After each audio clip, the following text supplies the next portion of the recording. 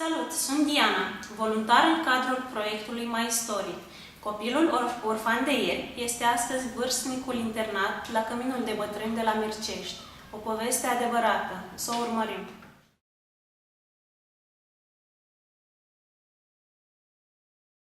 Am fost singur, am fost înfiat. Eram și două nume. La oraș, Iași. Eu, când am prins a mișca pe aici pe acolo, nu era Capelul Mircea, nu era Alexandru, dar Ceanișor, că până la urmă.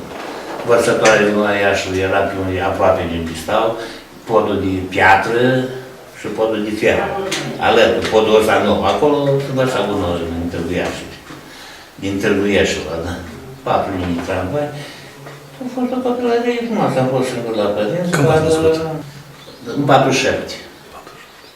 Am început clasa întâia la Sădăveanu, prima clasă pe colț, firma Vasile Alexandriescu, clasa a 5-a spre mai aproape de casă.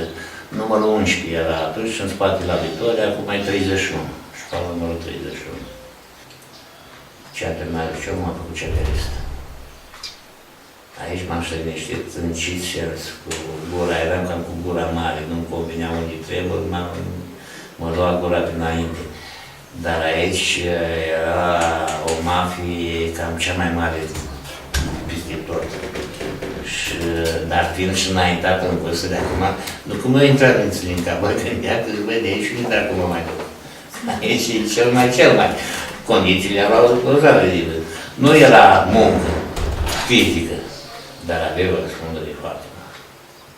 De exemplu, eu lucram la vecini și toată marfa care trecea, exportul care trecea în tura în care lucram, nu? Alături, eu predam organelor sovietici, cum s-ar spune. Erau basarabe. Erau, de exemplu, vameștii care primeau 50 de luni de salat, știau o limbă străină, el vorbea românește, asta era limbă străină. Așa cu... Și-a trecut timp, am la pensii, asta am câștigat, marele meu câștig a fost vârsta. Când mă gândeam, vedeam, eram activ încă și vedeam moși nevoți, vârsta de pensionare era 60, la 62. Și vedeam la 62 de ani, cam cum sunt eu acum, dacă nu cumva o leacă mai. Și cara, și geantă, și boace, și înseamnă feninare, atent, semnalizarea trenului. Era atât de mare, nu eram la m-am făcut, eu am vrut să intru, de ce?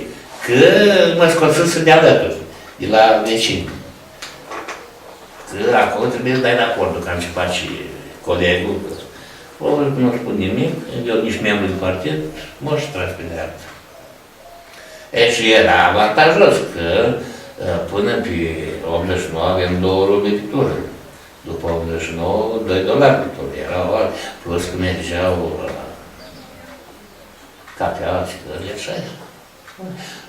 Mă rog. Dar serviciu era serviciu.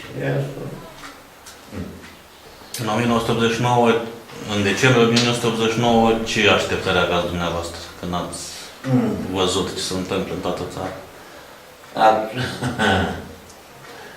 Ați plâns? V-ați bucurat sau cum? Ca oricare. Cu un coleg de serviciu am luat câțiva metri de cărnați. Atunci, când sunt din noapte, am venit acasă, așa, o sticlă de coniac și ne-am apucat să jucăm tabli și la televizor, în bucătărie, la televizor. Nu ne vinea a crede ce vedeam.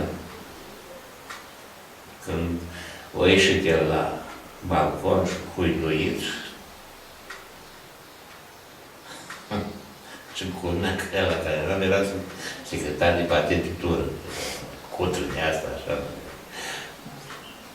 Fiecare trăgea ca să trăiască cât mai bine, cât mai... Unii pleau, unii de scoarda. Aveți copii? Am unul. Dar când m-am născut eram în deplasare la montaj la Zalău, la Tlatură.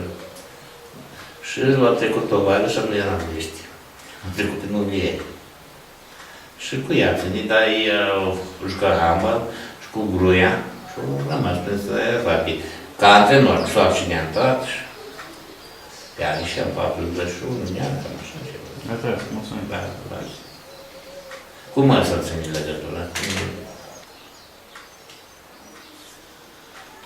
Când ne-am separat, o dată am văzut, cam așa. Târgul ăla e mare.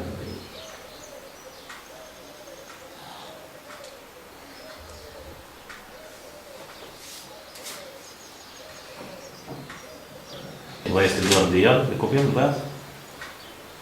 Nu, trebuie să... Nu, pentru că am stat mult împreună. Atunci... Cel mai mare rele.